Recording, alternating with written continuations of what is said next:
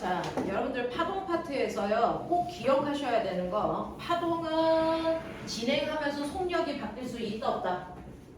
있다. 파동의 속력 변화 뭐 때문이다? 매질의 상태와 성질 때문이다. 그래서 그 매질의 상태와 성질에 의해서 파동의 속력이 바뀌는데요. 파동의 속력 구하는 식. V는 F 남자. 자, 그러면 이때 빠른 곳에서 느린 곳으로 간다 그랬죠? 그래 보자. 빠를 때 속력이 100이고 느릴 때 속력이 50이라고 치자. 그럼 빠른 곳에서 느린 곳으로 갈 때요. 절대로 바뀌면 안 되는 게 뭐? 진동수는 절대 바뀌지 않고 변하는 건 뭐만 바뀐다? 파장만 바뀌어요. 그래서 빠른 쪽에서 파장이 2면 느린 쪽에서 파장은 얼마? 1. 이런 식으로요. 그래서 속력이 바뀔 때 바뀌는 건 파장 길이만 바뀌는 거고 파장 길이가 속력의 비율과 정확하게 어떻다? 같다. 되겠어? 그 중에서요. 여러분들이 보시면 공기 그 빛이라고 하는 건 어디에서 속력이 제일 빨랐냐면 진공에서 제일 빨랐고 공기, 액체, 그 다음이 뭡니까? 고체. 이렇게 되죠. 근데 소리는 어디에서 제일 빨랐냐면 고체, 액체, 기체. 진공에서는 통과할 수가 없고요. 그 다음에 물결은 어디에서 제일 빠르냐면 깊은 물에서 전달되는 속도가 얕은 물보다 빨랐고요. 그래서 그 다음에 거기에 뭐가 나오냐면 줄이요. 줄. 문제 풀어봤으면 알겠지만 줄 중에서 굵은 줄이 있고 가는 줄이 있죠. 누가 더 전달되는 속도가 빠를까요? 그렇죠. 그래서 줄은 실제로 가벼울수록 빨리 전달돼요. 그러니 가는 줄에서의 속력이 굵은 줄에서의 속력보다 훨씬 더 빠릅니다. 그래서 매질에 따라서 파동의 속력이 다르다는 게 표현이 되는 거고요. 그래서 여러분들이 가지고 있는 것 중에서 아까 그 줄이 몇 번이었니? 몇 페이지 몇 번? 65페이지 60페이지 2번. 60페이지 2번 보시면요. 굵은 줄에서 가는 줄로 간다는 얘기를 다시 써요. 느린 매질에서 빠른 매질로 간다는 얘기예요. 60페이지에 2번. 보이셨어요? 네. 그래서 굵은 줄은 느리고요. 가는 줄은 빠릅니다. 그럼 빨라진다는 얘기는 뭐가 바뀐다는 얘기죠? 파장 길이가 길어진다는 얘기예요. 진동수는? 그렇죠. 그러니까 거기에 있는 기억, 파장은 커지는 게 맞는 거고요. 진동수는 일정한 거고요. 속력이 빨라지는 거 맞습니다. 되겠어? 똑같은 게 4번에도 있죠. 4번에서요. 우리는 그 파동이 전달될 때 속력에 따라서 파장 길이가 달라져요. 자, 속력이 빠를 때 파장이 길다가 속력이 느리면 파장이 뭐해진다고요? 짧아진다고요. 그랬을 때 같은 위상끼리 연결한 선을 우리가 뭐라 그런다고요? 이걸 뭐라 그래요? 이 선을 파면, 파동의 얼굴. 되겠어? 그랬을 때 파면 사이의 간격이 바로 뭘 나타낸다? 파장 길이를 얘기한다.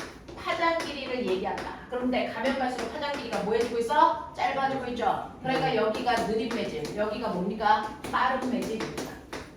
무슨 말인지 알겠어? 이렇게 되는 거야. 그래서 거기에 보시면 1번 매질과 2번 매질 중에 누가 파장이 기니? 지금 4번 하고 있어요. 자, 2번 매질이 훨씬 더 파장이 길어. 태정아 이해되는 거 맞아?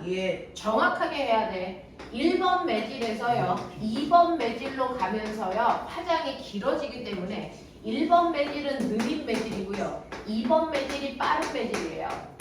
그 중에서 1번 매질인 느린 매질에서요 2번 매질인 빠른 매질로 빛이 간다면 그래서 당연히 느린 매질 쪽에서 생긴 각도하고 빠른 매질 쪽에서 생긴 각도가 달라야죠. 어디 각도가 더 커야 됩니까? 느린 매질 쪽에서 생긴 각이 커야 되니 빠른 매질 쪽에서 생긴 각이 커야 되니? 공부 하나도 안 해왔지? 속력이 빠르다는 건 파장이 길다는 얘기고요. 각도는요? 크다는 얘기죠. 빠른 쪽이 파장도 길고 각도도 커요. 그러니 느린 매질 쪽에서의 입사각이 이만큼이었다고 치자. 그럼 빠른 매질 쪽에서의 굴절각은 훨씬 더 커야 되겠죠. 네. 그러니까 얘가 이렇게 굴절해서 이 굴절각이 훨씬 더 커야 되는 거죠. 무슨 말인지 알겠어? 이런 느낌이에요. 그래서 여러분들 보시면 1번 매질에서 2번 매질로 간다고 쳤을 때 물결파가 1번에서 2번으로 진행할 때 입사각은 굴절각보다 뭐 해야 되니? 작아야 돼요. 자, 물결파의 진동 주기역. 자, 꼬맹아. 주기하고 진동수는 무슨 관계? 역수관계인데요. 진동수가 변하지 않고 일정하다는 얘기는 주기가 어떻다는 얘기니? 변하지 않고 얘도 일정해야 되는 거예요. 네. 그러니까 빠른 매질에서 느린 매질로 가더라도 진동수와 주기는 바뀐다 안 바뀐다? 안 바뀐다는 얘기예요. 그래서 1번과 2번에서 주기는 같습니다. 자, 디귿. 물결파의 속력이 2번에서가 1번에서의 라고 했는데 속력은 2번 매질이 빨라요. 그래서 속력의 비율과 같은 게 뭐예요? 파장 비율이고 각도 비율이에요. 되겠어? 네. 그랬을 때 여기에서의 파장이 x1, 여기가 x2. 맞아요? 네. 이렇게 준 거잖아요. 그러니까 여기에서 물결파의 속력이 2가 2의 속력이 1의 속력에 몇 배? 몇 배? x1분의 x2배 라고 얘기하는 거야. 이해되겠어? 네. 자, 그래서 빠른 속도로 기억하세요. 속력과 비례하는 거 다 얘기해요. 속력과 비례한. 속력과 비례하는 게 각도. 네. 됐습니까? 각도여야 되고요. 그 다음에 뭡니까? 파장. 파장이어야 되고요. 또요.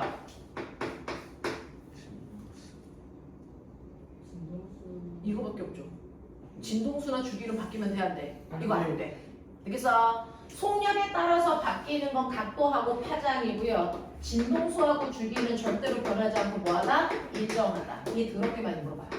되겠습니까? 일정합니다. 네. 빠른 곳에서 느린 곳으로 가도 진동수로 바뀐다 안 바뀐다? 안 바뀐다. 거나 이해돼? 오케이. 이렇게 되는 겁니다.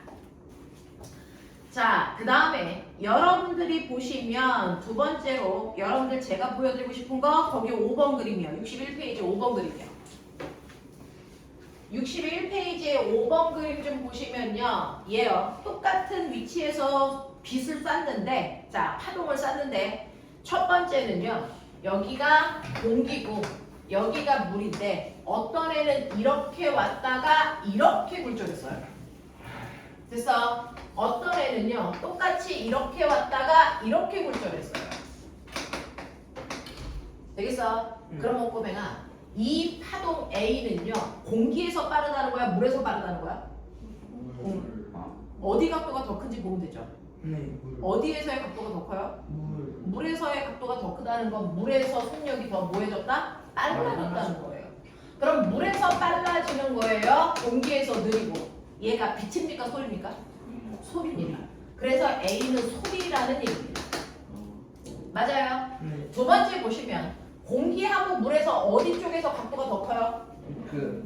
공기 중에서. 그럼 공기가 빠르고 물에서 느려진다는 얘기예요. 그럼 얘는 누구라는 얘기예요? 빛이라는 얘기예요. 파동 P는. 알겠습니까? 이런 느낌이야. 자, 그래서 보시면 기억. A의 속력은 공기에서가 물에서보다 크다? 맞아 틀려? 틀리죠. 속력은 각도로 보는 겁니다. 니은 빛의 파장은요? 라고 했습니다. 파장과 각도는 똑같습니다. 네. 속력이 빠른 쪽이 더 커요. B의 파장은 공기에서가 물에서보다 기니? 맞아요. 자, 네, 맞죠. 물에서가 속력이 느려지니까. 네. 맞죠. 자, 디귿. 나에서 굴절률은요? 라고 했는데 굴절률은 꼬맹아 공기 중에서의 속력이 빛의 속력이 100이라고 치자. 물에서의 빛의 속력이 50이라고 치자. 됐어? 유리에서의 빛의 속력을 우리는 20이라고 치자. 자, 공기에서의 빛은 공기에서 공기로 가니까 굴절 안 하죠? 그래서 공기에서의 굴절률은 얼마? 1. 그럼 물의 굴절률을 얼마로 본다고? 2. 유리의 굴절률을 얼마로 본다고? 5. 그럼 굴절률이 크다는 얘기는 속력이 느리다는 얘기죠. 그래서 여러분들 보시면 나에서 굴절률은요 공기가 물보다 크니? 아니죠. 누가 더 커야 됩니까? 물이 더 느려졌으니까 느린 애가 굴절률이 더 큰 거예요.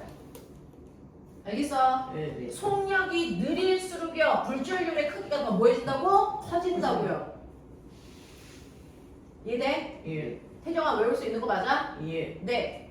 자, 이런 식으로 보시는 거야. 이해되는 거 맞아? 예. 네. 넘어갈게요. 다른 질문 개별적으로 하시면 되고요. 자, 넘어오시면 여러분들이 가장 많이 질문했던 게 거기에 빛의 경로죠. 자, 그 중에서요. 선생님이 보여드리고 싶은 게 있었는데 여러분들이 보시는 자, 50페이지입니다. 앞으로 가시면 돼요. 자, 50페이지에 잔망경이라는 게 있어요. 50페이지에 잔망경.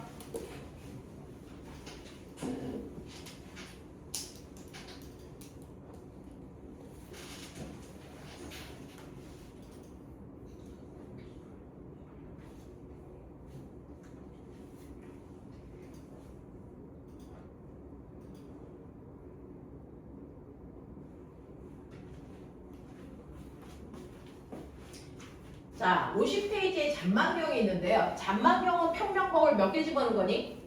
장롱정 2개요. 2개 집어넣죠. 자, 잔망경에는 평면거울이 2개 있는데요. 평면거울 하나가 이렇게 있다고 치자. 평면거울은요.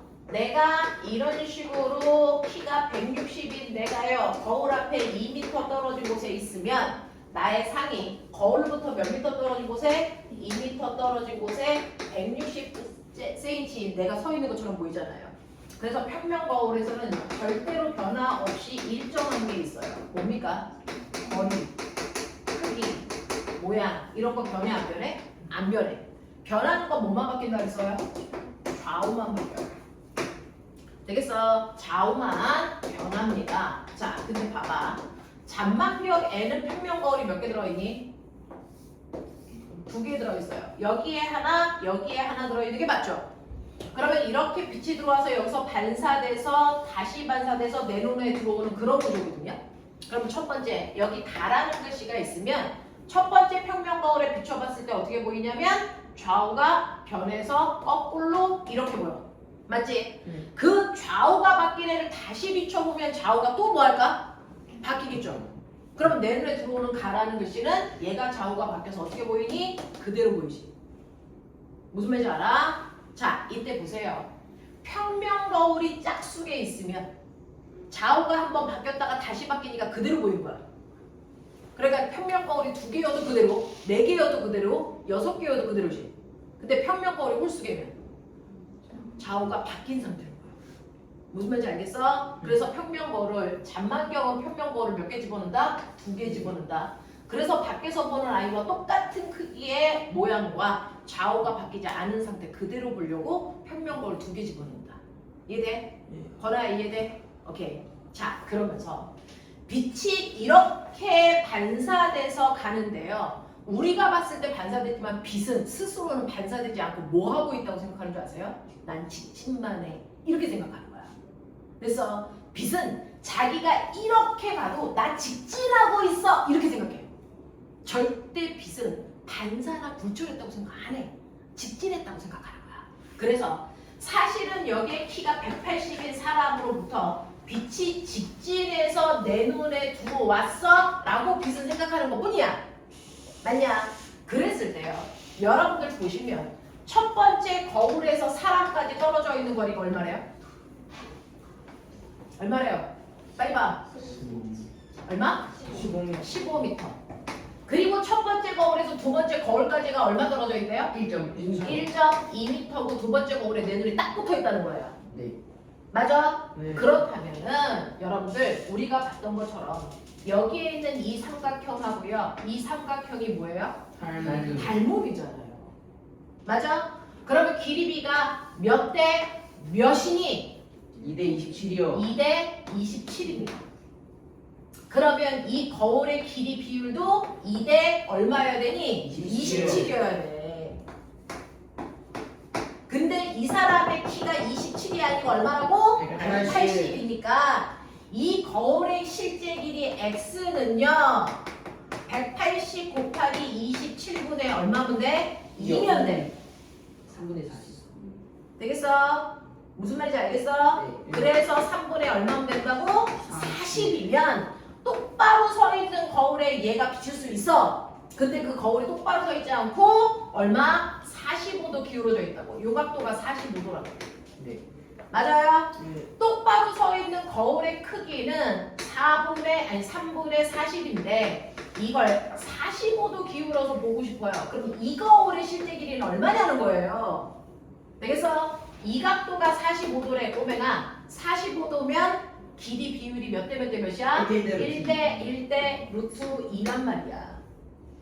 그러니까 실제 45도 기울어져 있는 이 거울의 길이는 3분의 40 루트 2의 길이면 되겠다는 거야.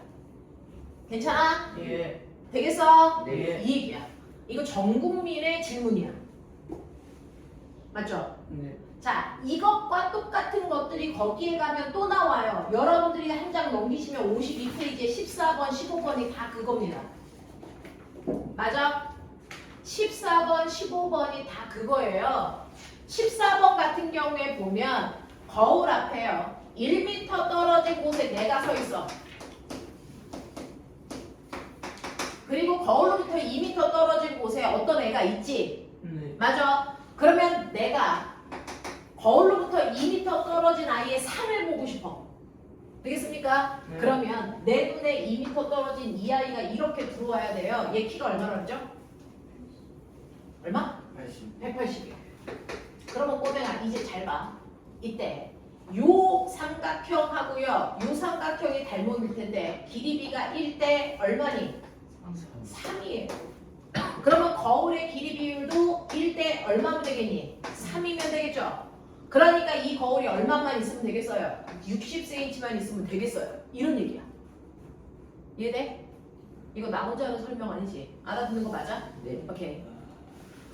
그 다음에 두 번째는요. 거기에 이렇게 사람이 있고 눈이 이렇게 있어요. 이 사람이 거울에 비춰있는 자기 얼굴 보는 거 아니니? 네. 맞아요? 이렇게 그렇게 간단하게 이 새끼 얼굴 가로가 얼마야? 14하고 눈 사이의 거리가 6. 요게 6. 요게 14. 맞아요? 이렇게 되거든요. 자, 그러면 이 사람이 거울을 통해서 자기 얼굴을 볼 건데요. 여기에서 보시면 빛이 어떻게 가고 있냐면 여기에서 이렇게 가는 빛도 있고요. 여기에서 이렇게 온 빛도 있어요. 맞아요? 그 다음에 이쪽도 똑같습니다. 여기에서 요렇게 간 빛도 있고 요렇게 간 빛도 있죠. 네. 맞아? 자, 그랬을 때 꼬맹아 이 사람이 자기 얼굴을 비추려면 거울 어느 만큼의 길이만 있으면 될까? 라고 하면 요 부분의 거울만 있으면 답이 좋아요. 이해되니? 네. 요만큼만 있으면 자기 얼굴 다 비춰본다고요. 요 길이가 얼마인지 물어보는 거예요. 이해해? 네. 이해해? 요 부분만 있으면 돼요. 자, 그랬을 때요. 어차피 얘 대 얘 길이비가 1대 2인 건 자명해. 맞아? 네. 그건 자명하죠. 자, 그랬을 때 첫 번째 빨간색 삼각형 보세요. 얘하고 얘가 보니 닮음이죠. 네. 그랬을 때 길이비가 1대 2니까 요 길이비가 1대 얼마면 되겠니? 2면 되겠죠? 이 길이가 14니까 이게 얼마라는 거예요? 7이라는 거예요. 이게 요만큼이 7이라는 얘기죠. 반대편의 보라색 삼각형도 여기서부터 여기까지 길이가 얼마라는 거야? 7이라는 거예요. 맞아. 자, 그랬을 때 꼬맹아 여기에서요 거꾸로 이렇게 봐도 되죠. 어디를 보셔도 되냐면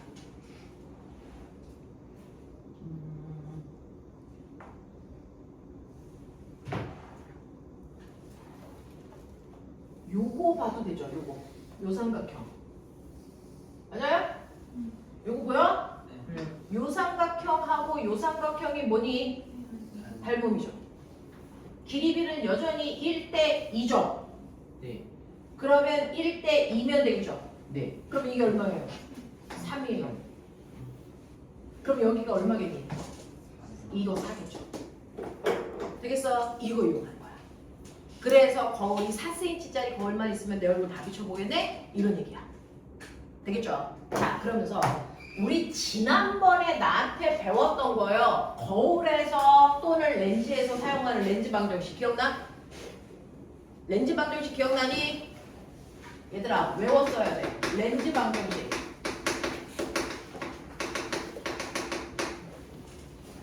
됐어. 렌즈도 거울도 두 가지다. 빛이 퍼지는 애와 빛이 모이는 애. 맞죠? 자, 그 중에서 빛이 모인다, 빛이 퍼진다. 자, 빛이 모이는 렌즈만 외우라 그랬죠? 빛을 모으는 렌즈가 누구야? 볼록 렌즈. 요것만 외우면 다 외운 거죠. 자, 빛을 모으는 게 볼록 렌즈면 빛을 모으는 거울은 누구? 오목 거울이야. 그러니까 빛을 퍼뜨리는 게 오목 렌즈고 볼록 거울이란 말이야. 그 중에서 빛을 퍼뜨리는 거 앞에가 서 있으면 상은 딱 하나밖에 안 생긴다 그랬어. 말해.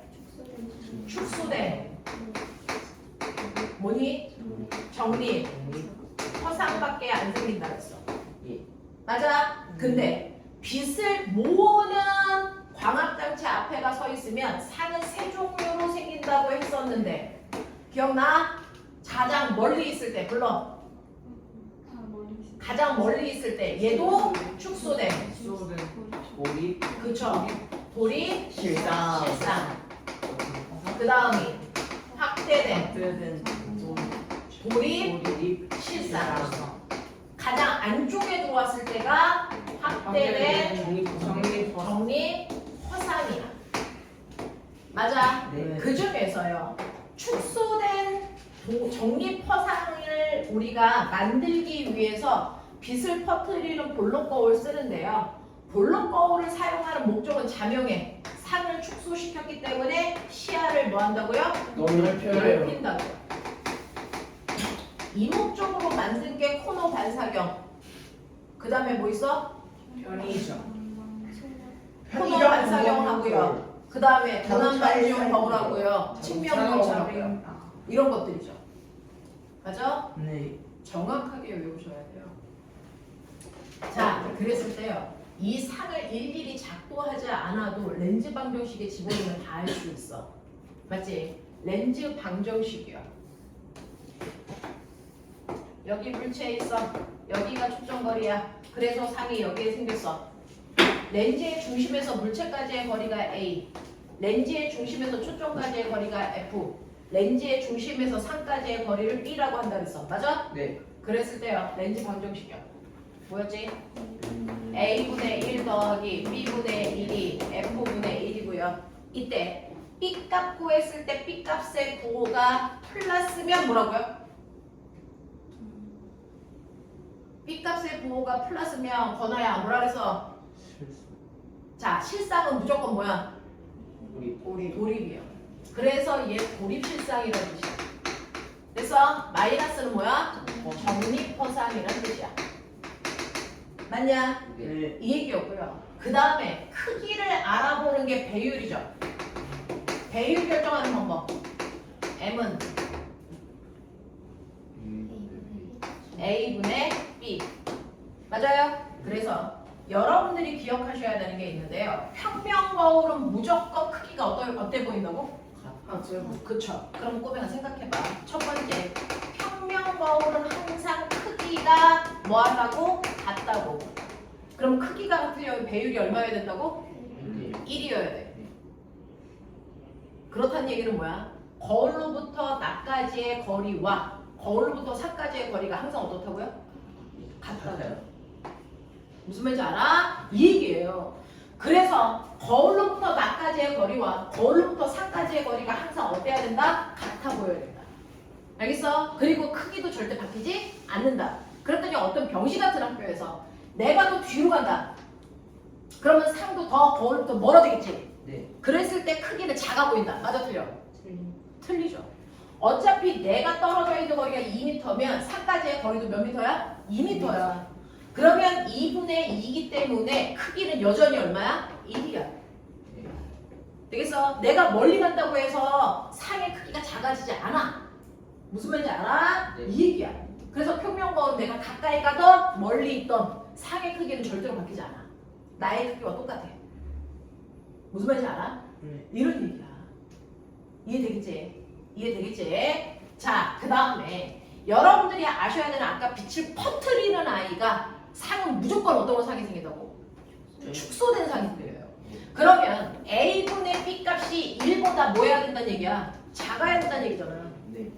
그러면 축소된 상이 생긴다는 건 그 볼록 거울로부터 나까지의 거리보다 볼록 거울에서 상까지의 거리가 어떻다는 거니? 짧아야 돼요. 작다는 얘기잖아. 내가 2m 떨어져 있으면 물체는 1m 떨어져 있는 것처럼 보인다는 거잖아. 그래서요, 여러분들 우리 볼록 거울 쓰는 게 아빠 자동차 측면 거울이죠. 근데 거기에 뭐라고 써져 있는 줄 아세요? 사물이 실제보다 가까이 있어요 라고 써져 있어요. 됐어? 사물이 실제보다 어디 있다고요? 가까이. 내가 2m 떨어져 있는데 됐어? 그 상은 어디 있는 거라고요? 1m에 있다고요. 1m에. 알겠니? 상은 실제보다 어디 있다고? 가까이 있다고. 단지 축소되어 보이기 때문에 멀리 있는 것처럼 착각할 뿐이지 실제로는 훨씬 가까이 있다고요. 그래서 사고나기 쉽다고요. 그렇게 써있잖아. 무슨 말인지 알겠어? 무슨 말인지 알죠? 상이 확대돼 보이려면 어떻게 돼야 되니? A분의 B 값이 1보다 뭐 해야 되니? 크죠? 그러니까 실제로 내가 있는 게 2면 물체는요 4 훨씬 멀리 있다는 얘기예요. 무슨 말인지 알아? 이런 얘기야. 알겠지? 네. 이렇게 어떤 값에 의미를 부여하셔야 돼요. 알겠지? 그냥 공식이 아니야. 너네 그런 공부하는 거 아니고요. 이미 다른 애들은 이 공부를 다 해서 자기 걸로 만든 상태야. 알겠어? 이런 얘기입니다.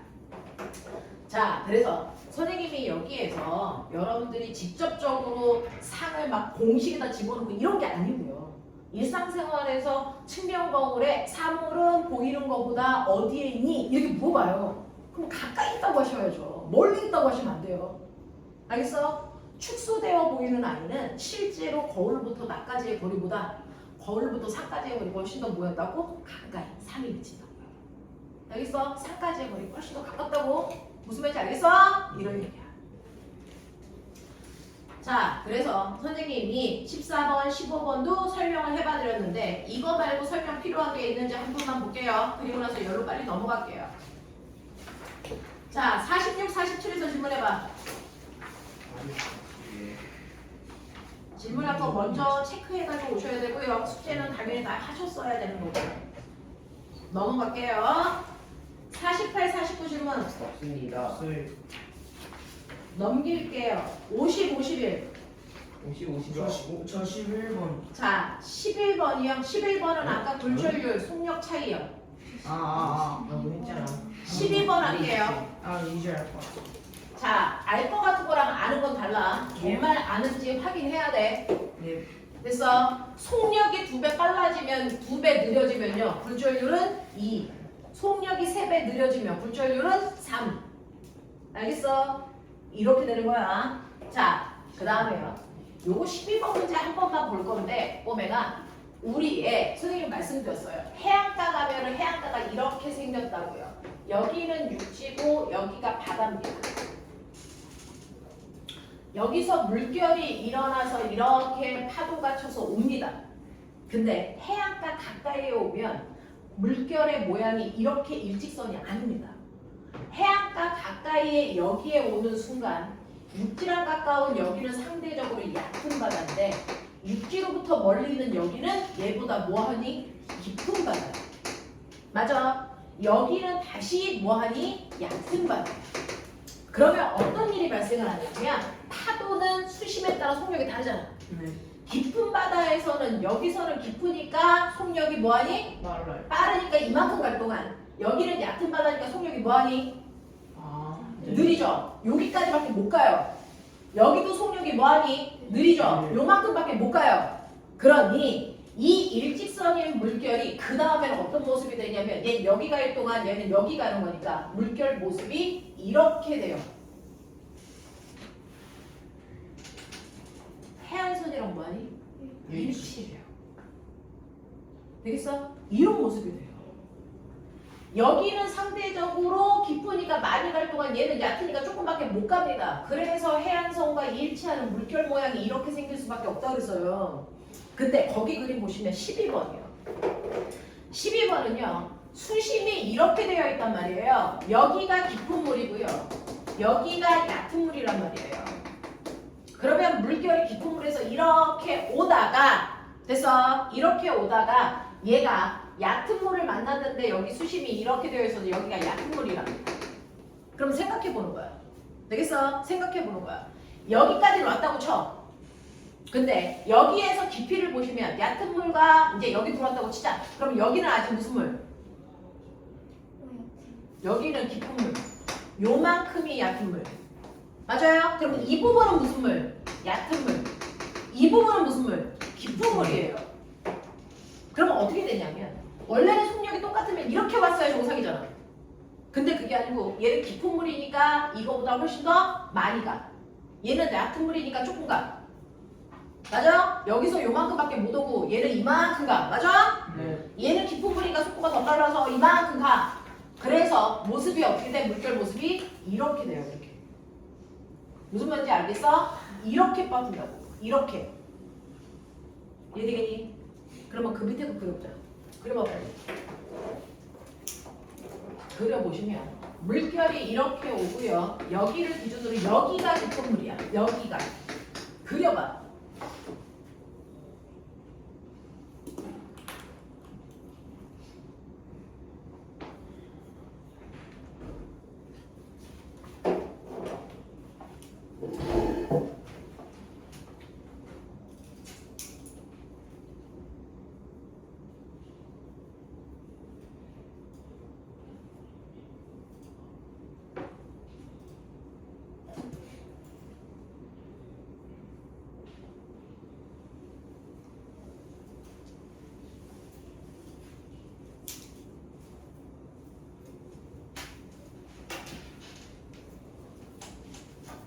됐어?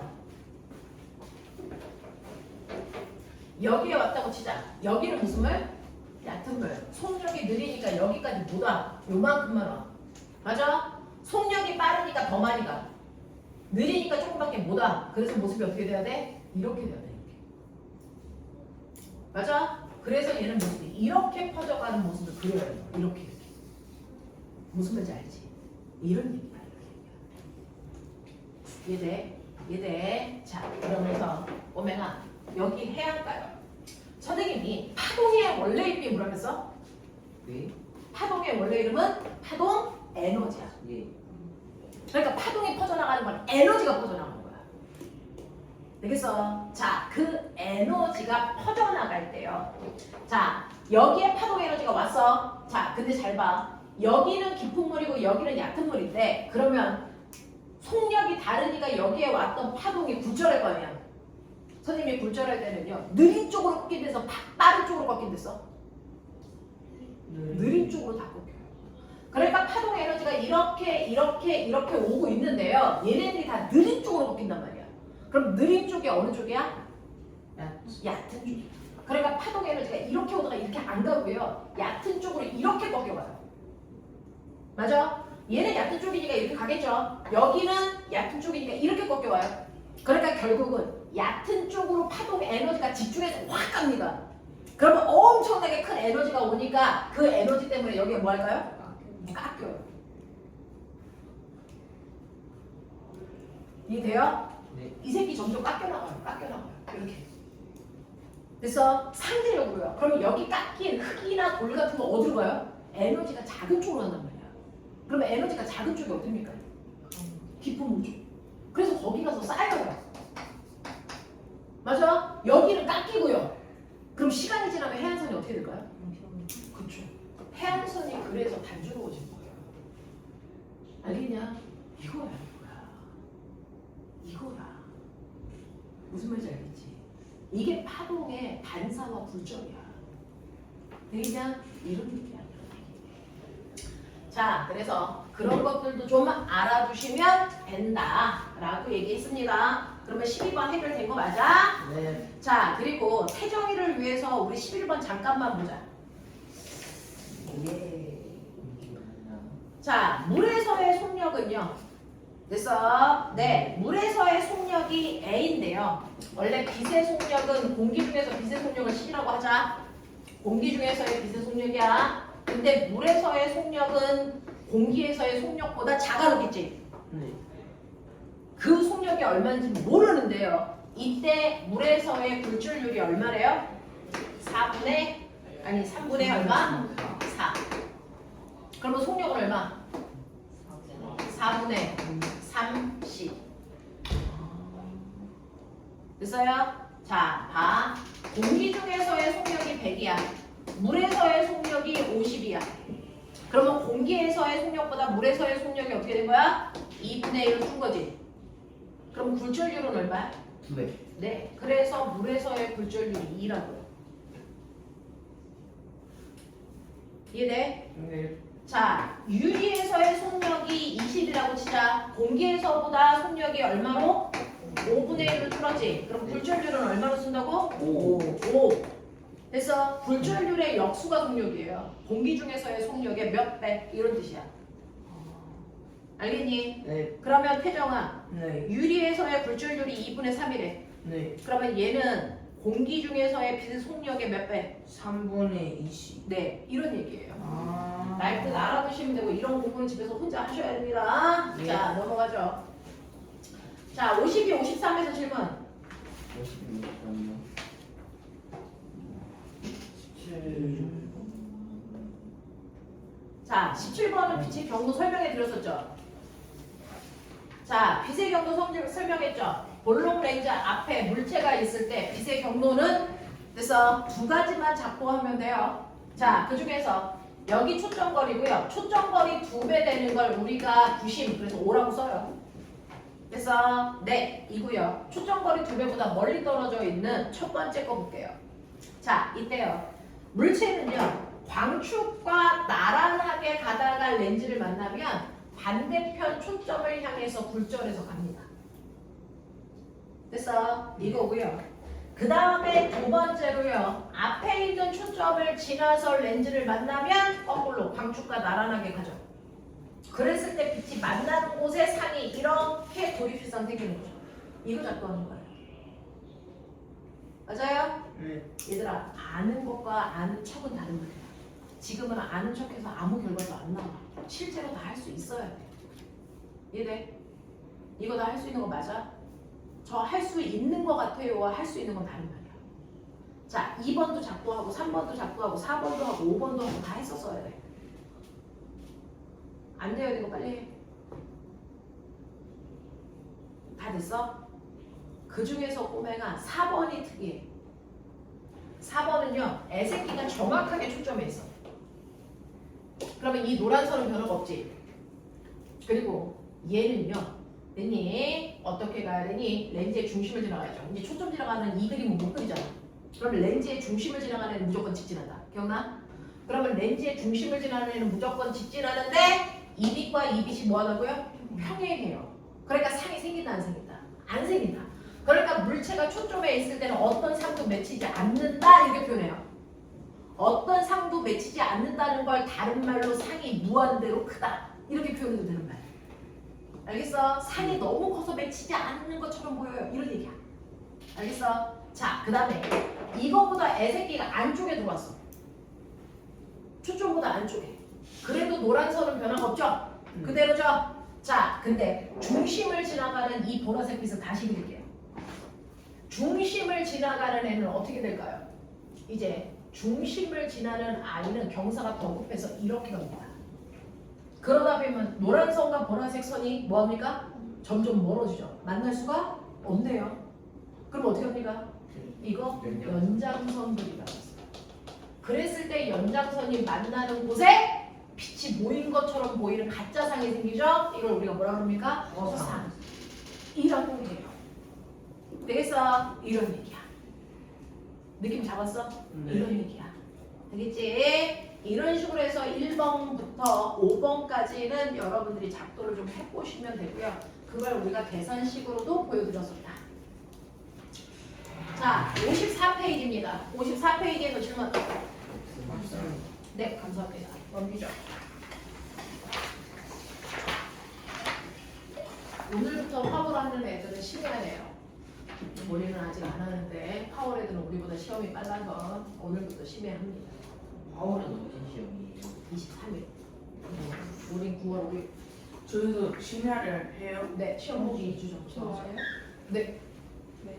그쵸. 자, 보시면 61 질문 7번. 자, 7번 보시면 그림 가는 반원형 모양의 고체 A와 액체 B가 들어있는 용기에 수평 방향으로 비춘 단색권 P가 진행하는 경로를 나타낸 거예요.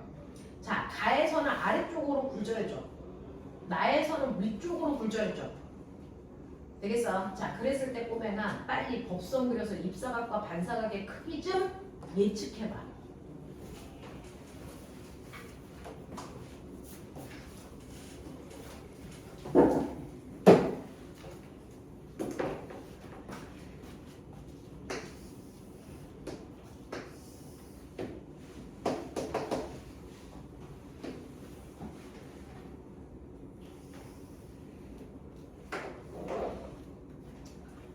그림이 잘 안 보이면 그냥 과장해서 그리시면 돼요. 됐어? 조금 꺾여도 많이 꺾인 것처럼 과장하시면 돼요. 자, 이게 접선면이죠. 만약 이것과 90도 되게 법선을 그리시면 되죠. 그랬을 때 이게 무슨가? 입사각. 이게 무슨가? 굴절각. 누가 커요? 입사각이 더 커요. 입사각이 더 크기 때문에 거기에 있는 B와 A 중에 누구의 속력이 더 빠르다는 얘기야? 어디요? B요. 그래서 B의 속도가 A보다 파동이 지나가는 속력이 더 빨랐구나. 이런 얘기예요. 맞아? 네. 그렇다면 똑같이 요렇게요.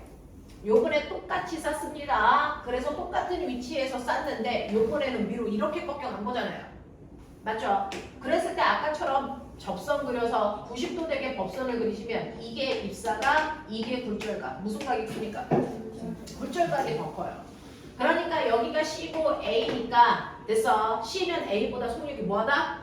느리다 이 얘기입니다. 그래서 새 매질의 속력을 이렇게 비교했어요. 되겠어? 새 매질의 파동이 지나가는 속력이 이렇게 된다고요. B가 제일 빠른 매질, 그 다음 A, 그 다음 C예요. 자, 그러면 이제 빨리 찾아. 기억, 니은, 디귿이 왜 맞았고 왜 틀렸는지가 이해가 돼야 된다. 건아 춥니? 감기 걸렸잖아요. 아, 건아 감기 걸렸어? 한겨울처럼 옷을 입고 있어가지고. 나는 근데 나 이거 보니 어제 윤건이 왔어? 윤건 씨 왔어요. 이 새끼 또 처자는 어제 KFC까지 같이 갔는데 왜또 꼭지? 대공의 서쪽에 있는 근데 와서 계속 잤어요. 3분만 뛰면 되는. 야, 빨리 OX 빨리 봐.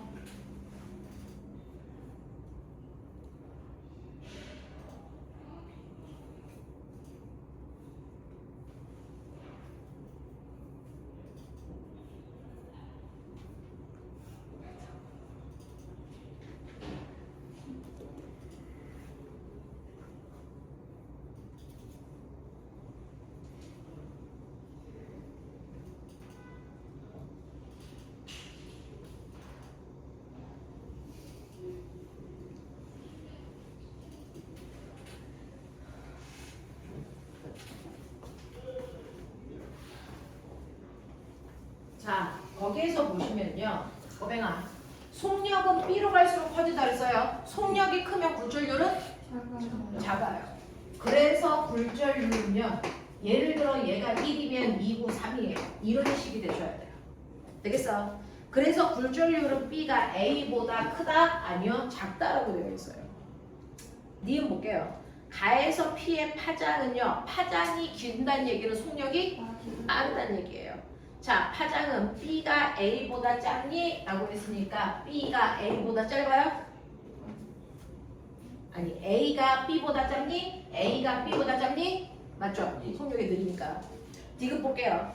P의 속력은 B에서가 C에서보다 느리니? 그래서요. B에서가 C에서보다 느리니? 틀렸죠? 그쵸? 이런 얘기입니다. 넘어갈게요.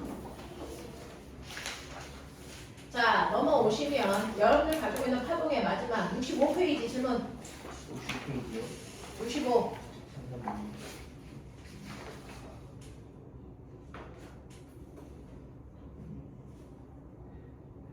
자, 65페이지에 2번 그림 보세요. 네. A하고 B 중에 파장 길이 좀 보세요. 누가 더 길어요? A가 A가 더 기니까 A 쪽이 뭐하다? 빠르다. B 쪽이 느리다. 느리다. 진동수는 누가 커요? B가 더 B. 미친 새끼고 씨. 진동수는 아, 똑같다고요. 무슨 말인지 알아? 네. 이런 얘기 계속 물어보고 있어요.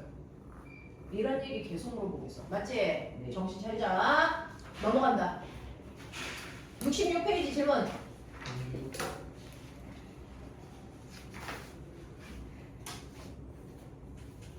4번 보세요. 남다 1은요. 굴절율이 남다 2보다 뭐합니까? 크죠? 남다 1이 굴절율이 크다는 얘기는 속력이 뭐하다는 거야? 느리면 파장은 짧다. 되겠어? 그래서 남다 1의 파장의 길이를 2m라면 남다 2의 파장의 길이는 4m 이런 식으로 자기가 숫자를 주셔야 돼요. 되겠어? 이런 얘기고요. 그래서 남다 2 쪽이 빠르다. 얘가 느리다. 진동수는요? 진동수는요? 같죠? 맞아? 진동수는 똑같아요. 각도는 어느 쪽이 커요? 빠른 쪽이 각도가 커야 돼요. 무슨 말인지 알겠어? 빠른 쪽이 파장도 길고 각도도 커야 돼. 진동수는 똑같고. 알겠어? 굴절률은 빠를수록 작아요. 되겠어? 네. 굴절률은 얘가 2면 얘는 1 이런 식으로요. 속력하고 반대가 굴절률입니다. 무슨 말인지 알겠어? 이런 거 얘기하는 거야. 거기에 있는 4번 그래프 해석하는 거 알겠죠? 이해돼요? 네, 이런 얘기 하는 겁니다. 다른 질문 없으세요? 괜찮습니까? 자, 3번 보시면요. 3번은요. 그림과 같이 굴절되는 실험 장치의 반원통에서 액체 A를 넣습니다. 입사각이 30도가 되도록 통의 중심을 향해서 레이저빛을 비추었을 때 굴절각을 나타낸 것입니다. 입사각이 45도, 60도로 바꾸어 굴절각을 측정하는 실험을 했습니다. 자, 이때요. 거기 입사각보다 굴절각의 크기가 뭐여야 되니? 작죠? 보여요? 보여요? 자, 그래서 거기는 공기 중에서 물속으로 빛이 간 겁니다. 그러니까 공기 중에서 생긴 각도가 물에서 생긴 각도보다 큽니다. 그래서 우리가 중학교 2학년 때 배운 것처럼 이런 그림이 그냥 이렇게 나온 거예요. 여기가 입사각, 여기가 굴절각 이렇습니다. 맞아요. 그랬을 때 입사각이 30도일 때 굴절각이 입사각보다 뭐 해야 된다고? 작아. 예를 들어서 이거 10도라고 치자. 내가 준 거야. 되겠어? 근데 입사각을 이거보다 크게 할게. 45도. 입사각을 크게 하면 꼬맹아 굴절각은 어떻게 되니? 원래 값보다 커지겠죠. 그러면 이거 10도. 내가 그냥 임의로 주고 있는 거야. 맞아요. 또 입사각이 60도로 하면 굴절각도 더 커져서 20도. 이런 느낌이어야 돼. 무슨 말인지 알겠지? 대략적으로 써놔. 자, 그래서 이런 식으로 해가지고 입사각과 굴절각을 본 거고요. 자, 그 다음에 거기에 표를 만들어 놓은 거고. 네 번째. 반원통의 액체를 A가 아니고 B로 바꾸어. 그러면 이건 공기에서 물로 갔을 때야. 여기가 공기, 여기가 물. 근데 물이 아니고 이걸 실험용으로 바꾼대. 이런 느낌이야. 맞아? 그러면 굴절각이 또 달라지겠죠. 무슨 말인지 알겠어? 이런 느낌이야. 자, 그랬을 때 보시면 실험 결과 좀 볼게요. 실험 결과를 보면요. 자, A일 때 각도가 더 크니 B일 때 각도가 더 크니? 라고 했는데 이거 어떻게 봐야 되는지 모르겠죠? 자, 거기 그래프 이렇게 보면요. 그래프 이렇게 보면 이렇게 간단히 보면 A, B 이렇게 되어 있는 거 아세요? 맞아? 근데 보면 여기가 무슨 각인지 보이세요? 여기가 사인 뭐라고 써 있어요? I. I가 무슨 각이에요? 빨리 봐. 그렇죠. 이게 입사각이에요. 됐어? 그러니까 입사각의 사인 값이 얼마일 때? 0.7일째. 됐어? 똑같은 각도로 쌌을 때. 자, A한테도 사인 됐어. 입사각의 크기 똑같이 사인 30도면 사인 30도, 사인 30도를 쐈을 때 얘 굴절각이야. 사인. 예. 사인. 0.6이라고 줄게요. 사인 각도가 얘 얼마? 0.6을 줄게요. 얘는 얼마? 0.4를 줄게요. 이런 느낌이야. 그럼 각도 누가 크다는 얘기야? 똑같은 각도로 쐈을 때 굴절각이 누가 더 크다는 거야? 사인 값이 더 클수록 각도가 크다는 거잖아. 그러니까 얘는 그래서 예를 들어 30도로 쏘니까 얘는 굴절각이 20도인데 얘는 10도야. 이런 느낌이야. 맞아? 다시 말해서 여기서 30도로 쐈더니 물속으로 들어갈 땐 이만큼 굴절했어? 이게 A야. 근데 식용유로 들어갈 때는 더 많이 확 꺾였어. 되겠어? 이게 B야. 그래서 요 각도가 20도일 때 얘는 10도밖에 안 돼. 이런 느낌을 여기다가 이렇게 써준 거예요. 무슨 말인지 알겠어? 그러니까 실제로 A 매질보다 B 매질이 훨씬 더 속력이 느리구나. 이거 보여주고 있는 거야. 각도가 더 작으니까. 이해돼? 이런 느낌이야. 이런 느낌입니다. 자, 그래서 보시면요. 기억. 자, 기억은 니은보다 작다. 맞아 틀려? 이게 기억이고 이게 니은이니까요. 기억이 더 작아야죠. 맞는 얘기예요. 자, 니은 보시면 레이저빛의 속력은 공기에서가 A에서보다 빠르다. 맞아요. A보다 공기에서 빠르죠. 자, 디귿 굴절률은요? 라고 해서 보면아 이거 속력이야. 그러면 굴절률은 거꾸로 이렇게 되죠. 맞아요? 그럼 굴절률은 누가 커야 됩니까? B가 더 커요. A보다. 무슨 말인지 알아? 이런 얘기야. 쓰질 않겠어? 오케이. 이해되죠? 무슨 말인지 알겠죠? 여기까지가 지난 시간에 했던 파동입니다. 자, 이제 오늘 새로운 내용 열하죠. 자, 비역학에서 가장 많이 나오는 게 그래서 전기, 파동, 열입니다. 순서는 전기가 많이 나와. 그 다음 파동이야. 그 다음 열이야. 그러니까 열은 별로 많이 나오진 않는데 그래서 열에서 요즘에 조금 난이도 높은 문제들을 내기 시작했다. 되겠냐? 자, 보시면 근데 열은요 아무리 난이도 높아도 열이야. 내용이 더럽게 간단해. 틀리면 뒤져. 알겠습니까? 네.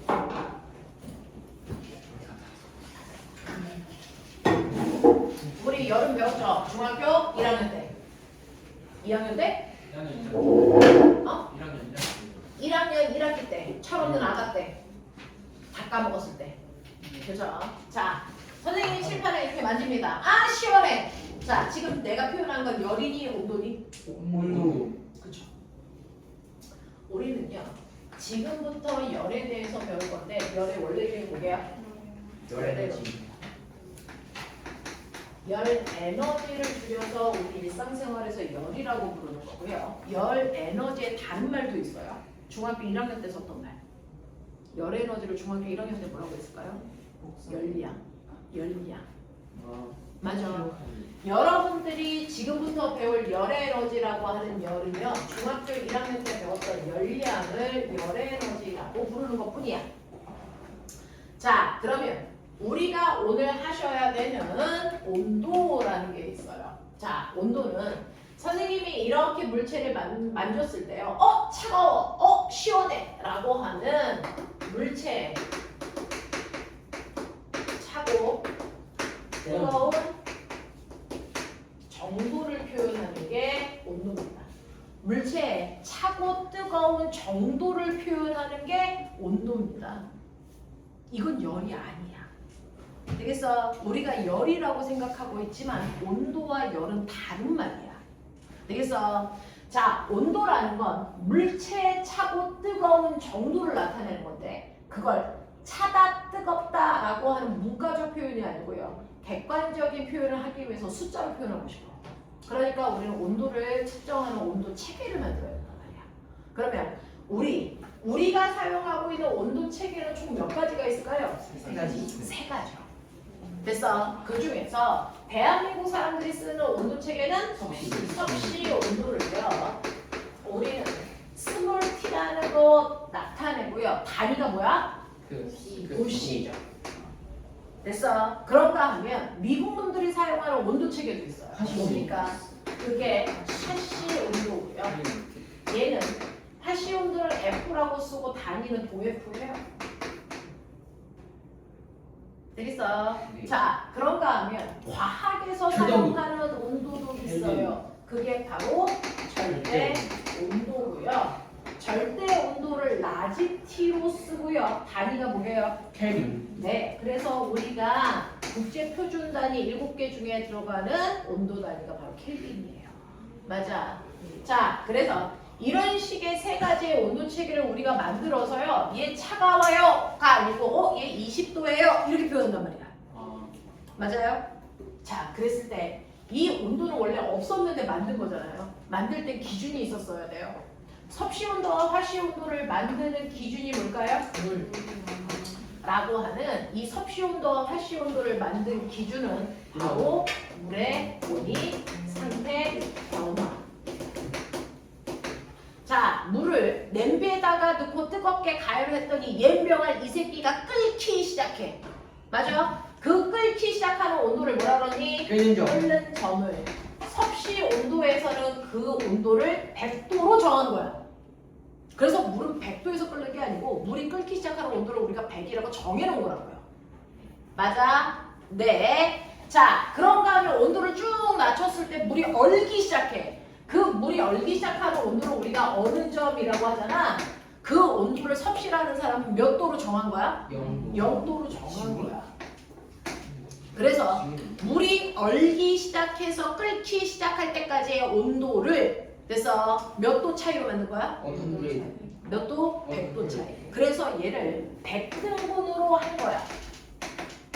100등분으로 나눈 거야.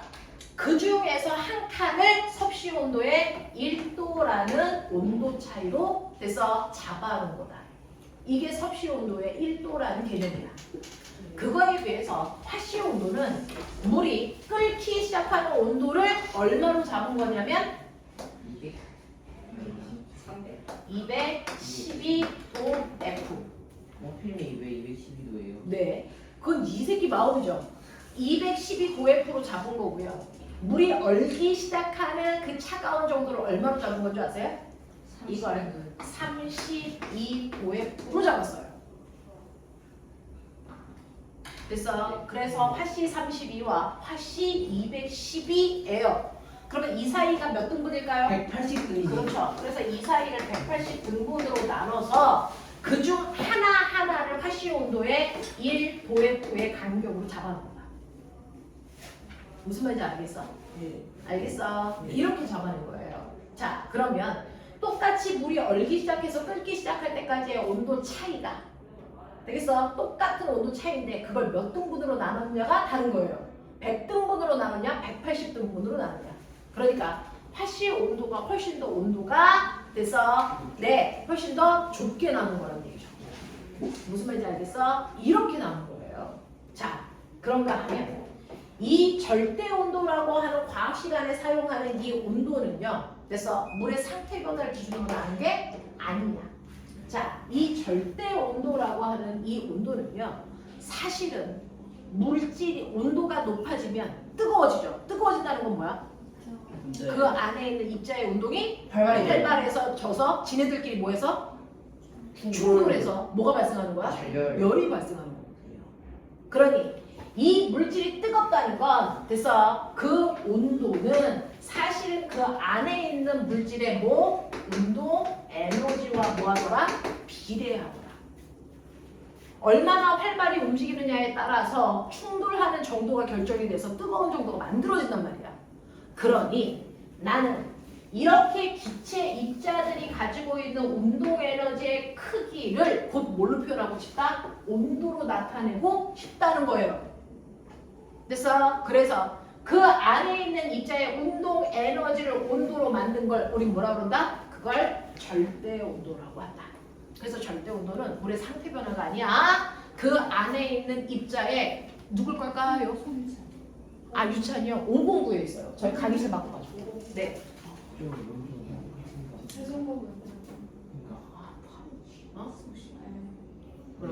가방 최종으로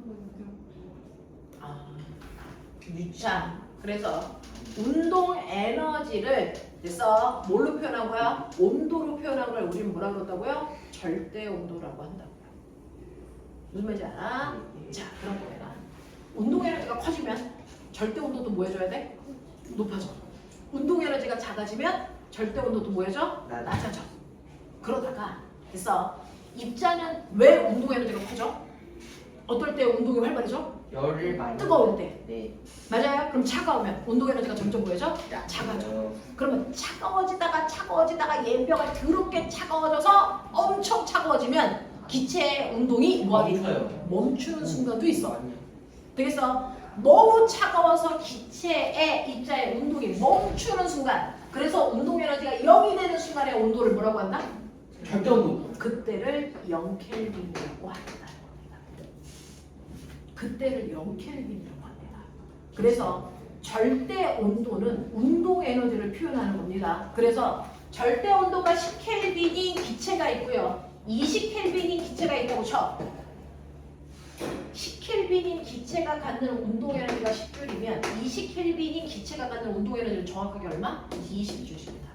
그래서 절대 온도가 곧 그 안에 있는 기체의 운동 에너지를 얘기하는 겁니다. 맞아. 그래서 엄청나게 추워서요. 여러분들 여기를 섭씨온도라고 치죠. 섭씨온도에서 0도예요. 자, 0도일 때 기체가 움직이냐 안 움직이냐? 움직입니다. 그래서 우리는 밖에 나가면 0도일 때도 기체들이 있어요. 그래서 대기가 있죠. 그래서 숨 쉬죠. 네. 무슨 말인지 알아? 네. 그래서 0도일 때도 기체는 움직이니까 기체가 부피를 갖습니다. 네. 맞아? 근데 여기서 온도를 높이면 기체의 운동이 뭐해진다고? 활발해지면 입자와 입자 사이의 거리가 멀어지니까 부피가 커지죠. 그래서 온도를 높이면 높일수록 기체의 부피가 비례해서 증가합니다. 맞아? 무슨 법칙? 샤르 법칙. 온도가 높아지면 기체의 부피가 커진다. 샤르 법칙입니다. 그럼 거꾸로 온도를 낮추면 기체의 부피는 줄어든다. 샤르 법칙. 자, 그러다 보면 어느 순간 기체의 부피가 얼마가 된다? 0이 되는 순간에 온도가 있다. 이게 섭씨 온도 몇 도? 영하 273도씨예요. 맞아? 네. 그렇다면 나는 영하 273도를 다시 기준 온도로 잡아서 기체의 온도와 부피 사이의 관계를 보면 전기의 관계가 되겠죠? 네. 이때 영하 273도씨를 우리는 뭐라고 한다? 0켈빈이라고 한다. 알겠습니까? 이렇게 하는 거야. 기체의 운동 에너지를 온도로 잡아놓은 게 바로 절대 온도입니다. 맞지? 됐어? 그래서 기체의 부피와 온도 사이에 무슨 관계가 있다? 기체의 온도와 부피 사이에 무슨 관계가 있어? 비례. 네. 라고 하는 그 온도는 무슨 온도일 때? 절대 온도일 때 비례 관계를 가지고 있는 거야. 섭씨 온도나 화씨 온도 안 돼. 알겠습니까? 예. 이렇게 만들어 놓은 겁니다. 그래서 우리는 앞으로 왜? 팔이 쥐나온 거 같지. 가지. 아니 왜 이렇게 좋아. 왼팔이 너무 아파. 하지 마. 자, 손에 힘 주지 말고요. 예. 주고 있어요. 자, 그럼 보세요. 우리는 앞으로요. 온도로도 에너지를 구하고 싶어요. 맞아? 예. 그러니 앞으로 모든 온도는 무슨 온도로 바꾸면 에너지를 알 수 있어? 절대 온도로 바꾸면 돼요. 그러면 어떻게 하면 섭씨 온도를 절대 온도로 바꿀 수 있을까? 절대 온도는 섭씨 온도에다가 뭐 하면 될까요? 네, 273을 더하시면 절대 온도 됩니다. 그러니 물의 어느 점이 몇 도라고요? 물의 어느 점이 몇 도라고요? 0도. 그러면 0집어넣어 보세요. 273 네, 켈빈. 물의 어느 점이 사실은 273켈빈입니다. 물의 끓는 점은요? 몇 켈빈? 373 켈빈. 네. 그러면 물이 얼기 시작해서 끓기 시작할 때까지 몇 등분? 100등분. 100등분 하시는 거죠. 그럼 물이 얼기 시작해서 끓기 시작할 때까지 100등분? 100등분? 어떻습니까? 같죠? 그러니까 섭씨 온도에서 1도 올라간다는 건 절대 온도에서 몇 도 올라간다는 거야? 1도요.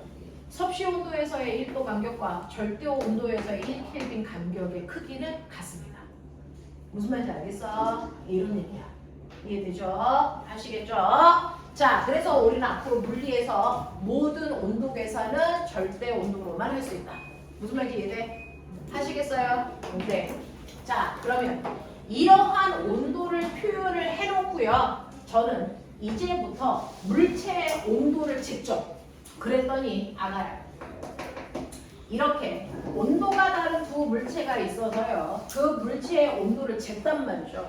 그랬더니 얘는 80도의 뜨거운 물이 200g 있어요. 그래서 그리고 이쪽은요. 20도의 차가운 물이 100g 있다고 치자. 그래서 내가 온도계로 온도를 재보니까 얘는 80도, 얘는 20도야.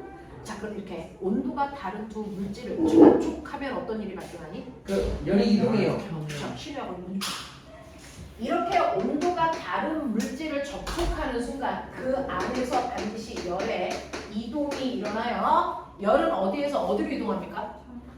뜨거운 곳에서 차가운 곳으로 이동합니다. 열은 예외 없이 항상 고온의 물체에서 저온의 물체 쪽으로만 이동합니다. 그러면 이 중에서요. 열이 이렇게 가다 보면 이 중에서 일부가 거꾸로 저온에서 고온으로 이동하는 열 있다 없다? 얘 절대 존재 없어. 절대. 열은 반드시 그래서 완벽하게 고온에서 저온으로만 이동합니다. 거꾸로 이동하는 열은 존재할 수 없습니다. 그래서 열은 일방통행이야. 무슨 말인지 알겠지? 자, 그럼 그러다 보면 뜨거운 쪽에서 차가운 쪽으로 열이 가다 보면요. 뜨거운 물의 온도는 점점 뭐해지고요? 낮아지고요. 차가운 물의 온도는 점점 높아지다 보면 두 물체의 온도가 뭐해지는 순간이 있어? 같아지다가 나중에 역전되니? 아니죠. 어떻게 됩니까? 뜨거운 물체의 온도는 낮아지고 차가운 물체의 온도는 높아지다가 둘의 온도가 뭐해지니? 같아지게 되면 더 이상 열은 이동하지 않습니다. 자, 그래서 둘의 온도가 같아진 순간을 우리는 뭐라고 합니까? 이거를 열 평형 상태라고 합니다. 온도가 같아진 상태. 여기서 이걸 열평형 상태라고 얘기합니다. 그러면 열평형이 된 후에 열은 이동하는 거니 안 하는 거니? 절대 안 하는 겁니다. 열은 언제까지 이동하는 거야? 온도가 같아질 때까지만 이동하는 거고요. 온도가 같아진 후부터는 더 이상 열은 이동하지 않습니다. 되겠어? 그래서 열평형이 되고 나서부터는 열의 이동은 없습니다. 무슨 말인지 알겠어? 자, 그러면 열평형이 될 때까지 어쨌든 간에 열은 이동했지. 몇 도에서요? 구요. 몇 도에서 열평형이 됐습니까? 50도. 50도. 50도야? 절대 아닌 것 같은데. 50도는. 아, 절대 못 돼요. 구해라, 얘야. 빨리 몇 도야? 열평형이 되는 온도 구해. 50도가 50도 아닌 것 같아. 50도. 50도. 질량이 다르잖아. 아, 그러네. 60도. 60. 자, 열평형이 된 온도를 어떻게 구하냐면 사실은 뜨거운 물체가 잃은 열량과 차가운 물체가 얻은 열량 중 누가 크니? 같죠. 그걸 이용해서 푸는 거예요. 그래서 고온의 물체가 잃은 열량과 저온의 물체가 얻은 열량은 뭐하다? 같다. 이걸로 구하는 거예요. 그러면 우리 열량 구하는 식 기억나? 뭐야? 균시험. 그쵸. Q는 뭡니까? C 암탁입니다. 맞지? 우리 이렇게 외워. C는 뭐니? 비열. M은 질량. 델타 T는 온도 변화량. 이 얘기예요. 그러니 뜨거운 물체가 잃은 열량이 C1, M1, 델타 T1은 저온의 물체가 얻은 열량이 C2, M2, 델타 T의 투값이랑 어떻게 된다고? 같아. 근데 두 물질이 차던 뜨겁던 똑같이 물이야. 같은 물질이면 뭐가 같아야 돼? 비열이 같아. 그러니까 물의 비열이 얼마라고? 1이니까 얘도 1, 얘도 1이야. 그리고 고온의 물체의 질량이 얼마니? 200. 차가운 물질의 질량은 얼마니? 100. 이거야. 됐어? 그리고 온도 변화는요. 무조건 높은 온도에서 열평형이 되는 온도를 빼면 되겠죠? 네. 그러니까 얘는 80 빼기 T고요. 네. 저온의 물체는요. 불러. 20. 아니야. 항상 높은 온도에서 낮은 온도 빼야 돼. 얘야. T 빼기 20으로 쓰는 게 맞아. 네. 알겠어? 항상 높은 온도에서 낮은 온도를 빼야 온도 변화량이 나와. 됐지? 그래서 이 값이랑 이 값이 어떻다고요? 같다고요. 그러니까 쓸데없는 공두개를 지우시면 얘 얼마?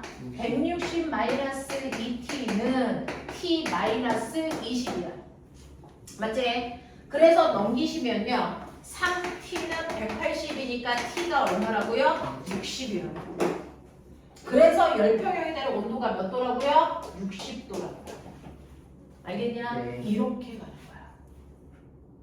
그러면 열평형이 되는 온도를 이제 알았어. 네. 그러면 이 중 어딘가에다가 한 군데다가 60을 집어넣어봐. 그러면 얘 온도 변화가 20이죠? 됐어? 자, 그랬을 때 실제로 움직인 열의 양이 얼마니? 계산해. 얼마? 4,000이죠. 네. 맞습니까? 그러면 얘는 단위가 뭘까요? 줄. 우리 열량의 단위가 뭐였냐? 열량의 단위가 뭐였냐? 칼로리. 킬로칼로리 또는 칼로리죠. 네. 그럼 제가 구한 건 칼로리입니까? 킬로칼로리입니까? 칼로리. 뭐가 결정합니까? 질량 단위가 결정합니다. 그래서 질량을 여러분들이 뭘로 집어넣습니까? 그람. 됐어? 그러면 열량 단위 뭘로 나온 겁니까? 칼로리요. 만약에 질량 단위를 킬로그램으로 바꿔서 넣었으면 열량 단위는 킬로칼로리로 나왔을 겁니다. 무슨 말인지 알아? 그래서 여러분들이 알고 있는 열량은 4,000칼로리라는 뜻입니다. 그래서 열평형이 될 때까지 4,000칼로리의 열이 이동했구나 이런 얘기예요. 무슨 말인지 알아? 자, 근데 열량과 같은 이름이 뭐라고 했어요? 열이죠. 우리 열량이니까 단위를 칼로리로 썼지만 이게 열량이랑 똑같은 게 열에너지라고 그랬죠? 그럼 열에너지의 단위는 뭐니? 열에너지요? 열에너지의 단위는 뭐니? 줄이죠. 모든 에너지의 단위는 줄이에요. 그러면 4,000칼로리가 4,000줄일까요? 아니요. 그럼 얼마일까요? 이걸 평생 연구한 과학자가 있습니다. 1칼로리가 몇 줄일까? 2칼로리요? 4절. 그걸 평생 연구한 과학자가 있어요. 이 사람은 어떻게 한 거냐면 이렇게 물통에다가요 물 집어넣고 프로펠러 날개가 달려있는 막대를 세운 거예요. 네. 거기에다가 이렇게 줄을 매달아서요 이 줄을 통하고 치면 얘가 드르르 내려옵니다. 그럼 무슨 에너지 감소? 위치 기체 에너지가 감소하면서 무슨 에너지 줄까요? 운동 에너지가 돼서 프로펠러가 돕니다. 그 돌고 있는 프로펠러가 그 안에서 누구랑 마찰합니까? 물이랑 부딪히면서 뭐가 발생할까요? 열이 발생해서 물속에 열량이 발생합니다. 그래서 물의 온도가 뭐해집니까? 높아집니다. 그래서 물의 온도가 예를 들어서 100g짜리 물이 온도가 10도에서 20도 됐다. 그러면 얘가 한번 내려올 때 물속에서 발생한 열량이 얼마야? 계산하면 되겠죠? Q는 C한타. 맞아요? 그랬을 때 Q 값을 예를 들어 200이라고 치자. 자, 근데 이 Q가 내려오면서 감소한 위치 에너지는 얼마야? mgh 계산했겠죠? 그랬더니 그 값이 예를 들어서 얼마라고 칠까? 20줄이라고 치자. 그러면 결론 1칼로리는 얼마? 0.1줄이네? 이렇게 환산하겠다는 거야. 무슨 말인지 알아? 네. 이렇게 똑똑하게 실험을 설계해서 실험한 사람이 누굴까요? 이 사람이 줄입니다. 그래서 그 사람의 업적을 기리기 위해서 일과 에너지 단위를 뭘 만든 거야? 줄로 만든 거야. 이게 줄의 실험이야. 결론. 이 사람이 아래는 1칼로리는 몇 줄이랑 같다? 4.2줄이랑 같습니다. 1칼로리의 크기가 4.2줄이야. 그럼 다시 말해. 1kcal는 얼마를 얘기하니? 4,200줄. 됐어. 1칼로리가 할 수 있는 일의 양이 4.2줄이라는 걸 알아낸 사람이 줄입니다. 그래서 이게 줄의 실험 장치고요. 줄이 알아낸 이 숫자를 우리가 열의 일당량이라고 불러. 이름은 알 필요 없어. 어쨌든 1칼로리는 4.2줄이라는 뜻이야. 알겠어? 그러니 여러분들이 알고 있는 것처럼 얘가 이런 식으로 열이 발생했다라고 하는 거 알아두시면 되고요. 그러면 우리는 맨날 칼로리를 구해서 거기다가 4.1을 곱하면 줄이 되네요? 근데 이렇게 하기 귀찮잖아요. 자, 그래서 우리요. 물의 비열이 얼마죠? 불러. 1. 숫자는 1인데 단위가 있어야지. 칼로리. 자, 꼬맹아. 비열 단위가 뭘까? 킬로칼로리. 단위 만드는 방법 보여드려도 돼요? 아 그거. Q는 뭐라고 했어요? C, 암, 합이니까 비열, C는요, 뭡니까? N, 델타, T분의 Q죠. 그럼 단위 만들어봐. 만들어. 큐퍼. 아닌가? 그러니까 줄 네. 열량 단위가 뭐였어? 칼로리. 킬로그램 곱하기 세컨드분의 줄? 단위를 부를 땐 분자 단위부터 부르는 거 아니야? 뭡니까? 칼로리 퍼. M 타. 킬로그램 야, 칼로리일 때 질량 단위가 뭐라고? 그래. 그람. 온도 단위가 도시 또는 켈빈이에요. 네. 이게 비열 단위고요. 이렇게 단위 만드셔야 되는 거예요. 그러니까 우리가 얘기하는 물의 비열이 얼마니? 라고 하면 1 칼로리 퍼 그람 도시요. 이렇게 얘기하는 게 맞죠? 정확하게 도시가 아니고 켈빈으로 표현하는 게 맞는 거고요. 그래서 온도의 표준 단위가 켈빈이니까 근데 우리는 이렇게 쓴단 말이죠.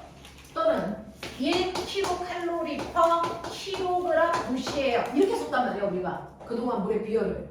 이해해? 네. 근데 비열 단위를 이렇게 쓰면 무조건 열량 계산했을 때 단위가 뭘로 나오는 거야? 칼로리 또는 킬로칼로리로 나오는 거야. 네. 그럼 거기다가 4.2 또는 4,200을 곱해야 준다는 거야. 불편해. 네. 그래서 우리는 앞으로 고등학교 올라가면 물의 비열을 4.2줄 퍼 그람 도시로 바꿔서 써요. 무슨 말인지 알아? 그럼 이렇게 계산하면 우리가 알고 있는 열 에너지의 단위가 뭘로 나온다고? 줄로 나온다는 겁니다. 알겠어? 그래서 고등학교에 올라가면 물의 비열을 4.2 줄 퍼. 그래서 네 그람 도시로 사용한다. 근데 우리는 아직은 물의 밀도를 비열을 뭘로 쓴다? 이로 쓴다. 알겠습니까? 이런 얘기야. 이해되겠어? 이런 것들입니다. 자, 그래서 열량을 계산할 수 있어야 되는데 꼬맹아 시간이 없으니까 빨리 하죠. 그 중에서요 골 때리는 거 하나 보여드릴게요. 골 때리는 거 하나 보여드릴 텐데 여러분들이 가지고 있는 70페이지 2번입니다. 70페이지 2번. 풀어봐.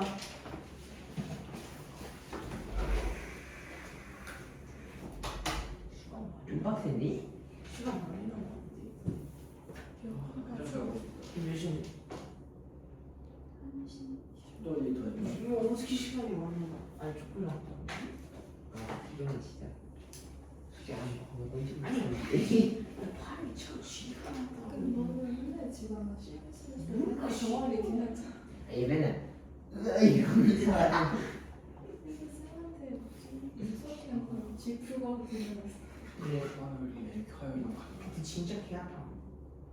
뭐야 비화혈이 에카혈이랑 같냐? 어? 비화혈이 에카혈이랑 같은 거 그러지 않을까? 같이 아닐까? 열량은 똑같겠지. 70번 몇번 줘? 킬로리 70분 72번이야. 진정아 알겠어. 시간에 어디다?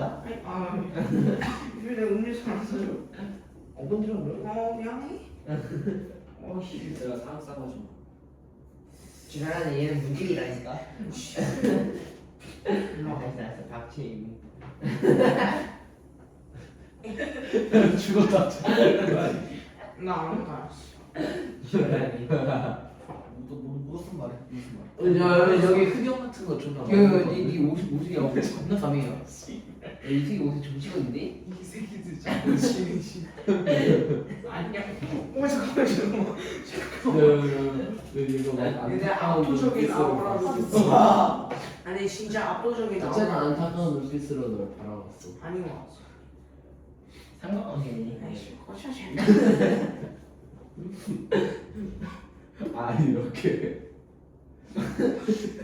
기름이야지? 너? 1리터가 기름 2kg 기름. 너. 나 아니야. 얘들아 1리터가 2kg 문제 있는 회전기를 좋아하지만 회전기 1kg. 갑자기 똥생인 줄 알아. 우리 나와서 팬줄 알아. 근데 이거 아이 자꾸. 이게 아니 아니야? 지랄하지 마. 아 지금 박채임. 고마워. 거기다 풀었어 입 닫어. 예.